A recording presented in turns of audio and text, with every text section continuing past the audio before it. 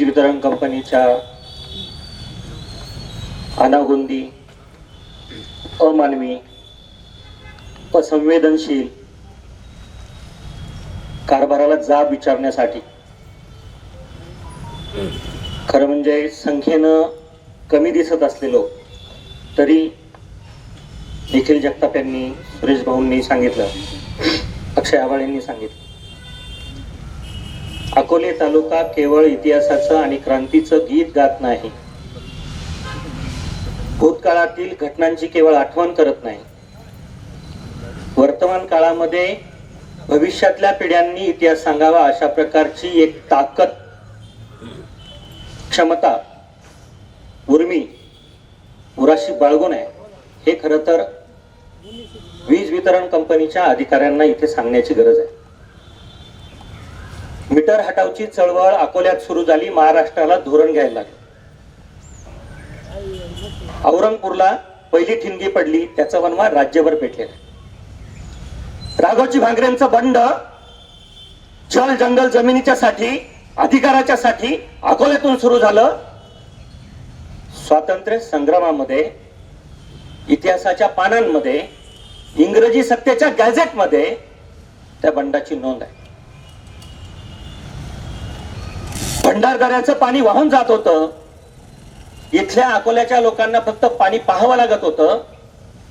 पाण्याच्या फेरवाटपाची चळवळ अकोल्यात उभी राहिली, राज्य सरकारला धोरण घ्यायला लागलं. इथलं जे काही निळवंड्याचं धरण आहे त्यासाठी 13 निर्णय महाराष्ट्र सरकारला, मंत्रिमंडळाला खास बाब म्हणून घ्यायला लागलेले आहे. मगाशी सुरेश भाऊंनी सांगितलं, निखिल भाऊंनी सांगितलं, त्यांचेच आम्ही वारसदार आहोत, त्यांच्याच आम्ही कुटुंबातले आहोत. काल आपल्या सगळ्यांना एक गोष्ट सांगायला पाहिजे. काल एका कामासाठी इथे आलो होतो. हातात काठी होती, हात थरथरत होते त्या आजोबांचे. ते टेबलला धरून उभे राहिले होते. ह्या कार्यालयामध्ये इतके अमानुष आणि अमानवी अधिकारी आहेत, कर्मचारी आहेत, त्यांना बसायला खुर्चीने दिली हो शेळके साहेब. आपण वाईट आहे, जाऊ द्या. तुम्हाला आई वडील आहे, मला आई वडील आहे, आजी आजोबा आहे. हे अमानवी आहे, असंवेदनशील आहे. सिर्फ हंगामा खड़ा करना हमारा मकसद नहीं है. कोशिश है कि सूरत बदलनी चाहिए. आम्ही काय केवळ राजकारण करायला आलेलो नाही आहोत. 2-4 मुद्दे आपल्या समोर ठेवतो, म्हणजे मोर्चाची धग जी आहे ती आपल्याला कळायला मदत होईल. आम्ही राजकारण करायला नाही आलेलो. परंतु आता परशुराम भाऊ सांगत होते, जेव्हा दुधाच्या धारा काढायच्या असतात, तेव्हा पाणी भरायचं असतं, तेव्हा नेमकी वीज जाते. सामान्य वीज ग्राहकांच्या न्याय हक्कासाठी ही मंडळी आलेली आहे. मग काय न्याय हक्क आहे, कोणते न्याय हक्क आहे, कोणत्या समस्या आहे? अकोले तालुक्यातील जनता नियमित वीज बिल भरते, सतत अंधार असतो. काल 2 तास लाईट गेलेली होती. असह्य उकाडा आहे, लहान मुलं आहे, बाळंतीण झालेल्या स्त्रिया आहेत, पेशंट आहेत, ज्येष्ठ नागरिक आहेत, परंतु प्रचंड उकाडा सहन करायला लागतो. आणि इथल्या अधिकाऱ्यांना निखिल भाऊ असं वाटतं, व्हॉट्सअपवर उठाभाषा काढतात. त्यांचं काय एवढं गांभीर्यानं ऐकायचंय? काय करणार आहे करून करून? काल मी आमदार साहेबांशी बोललो, माननीय विखे पाटील साहेबांशी बोललो. त्यांनी अत्यंत संवेदनशीलपणे मुद्दा ऐकून घेतला. थोरात साहेबांशी बोललो. इथं शेळके साहेबांना सांगायला आलो होतो, त्यांनी सांगितलं तेवढं करून घे. मी नंतर शेळके साहेबांना फोन केला. ते वैयक्तिक होईल असं नाही बोलायला पाहिजे खरं म्हणजे, पण आपल्याला कारभाराचे नमुने पण सांगायला पाहिजे. ते म्हटलं मला पोलीस स्टेशनला काम होतं, जे इथं ग्राहक दारात उभे आहेत. 43 डिग्री सेल्सिअसला ग्राहक आलेले आहेत. काहीतरी धग आहे, आग आहे. मला पोलीस स्टेशनला काम होतं. शेतकऱ्यांच्या शेतीपंपांना वीज मगाशी सांगितलं, पाटातून ओठात म्हणजे वाफ्यात पाणी जायची वेळ आली, पाणी पण नाही आहे, सांगळे काढतात ते लोक. अजून पुढची एक महत्वाची गोष्ट अशी आहे का 2330 असं मीटर मध्ये आमच्या डिजिट आहे. 2370 लिहून दिलेले. एप्रिल महिन्यातील वीज बिल अकोले आणि परिसरातील कोणत्याही वीज ग्राहकाला मिळालेलं नाही. मार्च पासून नाही आहे, एप्रिलचं तर खात्रीने सांगतो. का नाही? जर आपण बिल भरतो तर वीज बिल मिळत नसेल आणि त्या आकड्यांचे फेरफार, आता इथे निळे नावाचे आमचे सहकारी आलेले आहेत, त्यांचे वडील वारले, ते गावाला गेले, तिथे आदिनींचं मीटर आणून बसवलेलं आहे. वडील वारलेले आहेत, परस्पर बसवलं पाटील म्हणून, ते परस्पर बसवलं. अँटी करप्शन ब्युरोकडे तक्रार केली होती त्यांनी, अजूनही करतील लोक. पण हे उदाहरण याच्यासाठी सांगतो, सुगाव खुर्दचं एक युनिक केस आहे. 2 महिन्याचं बिल दिल्यानंतर त्यांना सांगितलं की ते पोल बसवावं लागेल तुम्हाला. 2 महिन्याचं बिल दिलं, नंतर सांगितलं पोल बसवायला लागेल. त्याने मी बिल भरलं, आता पोल कसला बसू? मग MSEBच्या कर्तव्यदक्ष अधिकारी आणि कर्मचाऱ्यांनी जाऊन पोल बसवला. इथे अकोला शहरात एक डॉक्टर प्रॅक्टिस करतात, त्यांना 100 फुटावर पोल पाहिजे. त्यांना म्हणे तुमचा तुम्ही पोल घेऊन या. हे उदाहरण मी यासाठी देतोय की नुसतं चालूय, भोंगळ कारभार आहे, बोलतोय असं नाहीये. या कारभाराला काय म्हणतात? कपडे घातलेला कारभार म्हणतात, भोंगळा नाही. मग तर हे मुद्दे जे आहेत, जे वरिष्ठांच्या पण कानावर घातले आणि शेळके साहेबांनी पण, शेळके साहेब काय आपले दुश्मन नाही, परंतु खुर्चीवर बसल्यानंतर प्रशासनाला मानवी चेहरा लागतो. हा अमानवी आणि असंवेदनशील कारभार आहे. मीटर रिडिंगचा तो विषय झाला. आता ग्राहक कार्यालयात येऊन तक्रार करतात आहे, इतकी उत्तम आणि उद्धट वागणूक मिळते, उत्तरच देत नाही, बोलतच नाही. मग सभ्य आणि असभ्य, न्याय आणि अन्याय, धर्म आणि अधर्म यातलं अंतर पुसट होऊन जाईल. आपण आता सभ्यपणानं बोलायला आलो, पुढच्या वेळेला ही सभ्यता राहणार नाही, दिसणार नाही. कोणत्याही प्रकारच्या स्पष्ट आणि तांत्रिक दोष नसताना मीटर बदलले. याच्यामध्ये आपल्याला माहिती आहे, सगळ्यांनी सांगितलं बोलताना, स्मार्ट मीटर टाकलेले. आपण उलट वीज कर्मचारी आणि अधिकाऱ्यांच्या हिताची गोष्ट बोलतोय.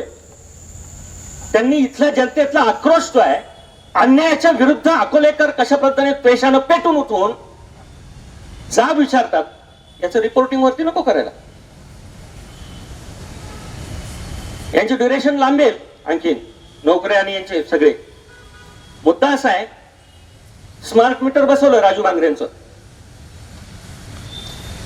परंतु काही सांगितलं नाही तर ह्याचे वर्किंग कसं करतं, स्टाफ कोण आहे, स्मार्ट मीटर बसायला कोण येतं,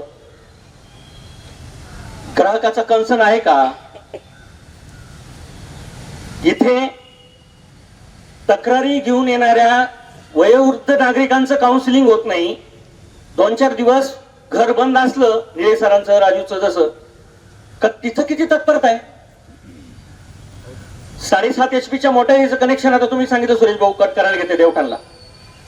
एका बाजूला 7.5च्या पुढच्या, एका बाजूला राज्य सरकार मंत्री काय सांगतात आहे, अडचण आहे, शेतकऱ्यांना मदत केली पाहिजे, आणि अधिकारी जे आपल्या मधलेच आहे, आपलेच आडनावातले, ते मात्र अत्यंत विचित्र पद्धतीने वागतात आहे.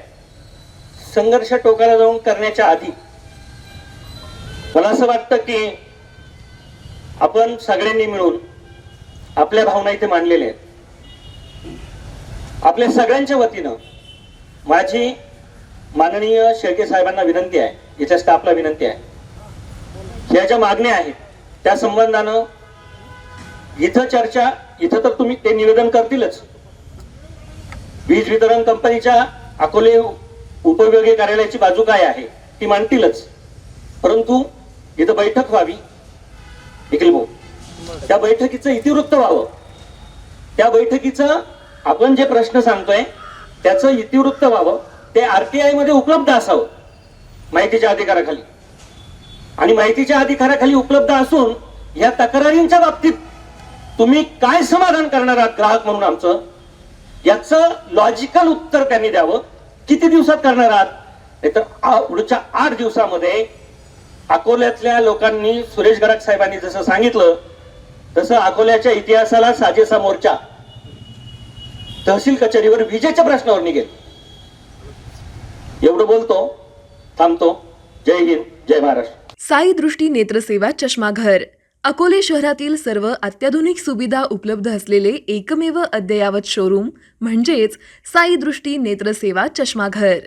आमच्याकडे Titan, Fastrack, Puma, Oakley, Velocity, CK, Rayban, ID, Vogue, Police, Stepper, Scott, Carrera, Tommy Hilfiger, Killer, Crizal, Zeiss, Prime, Bronzer, Yash, Bausch and Lomb, Johnson and Johnson, Alcon आदी कंपन्यांच्या फ्रेम्स, सनग्लासेस, लेन्सेस व contact lenses योग्य दरात उपलब्ध.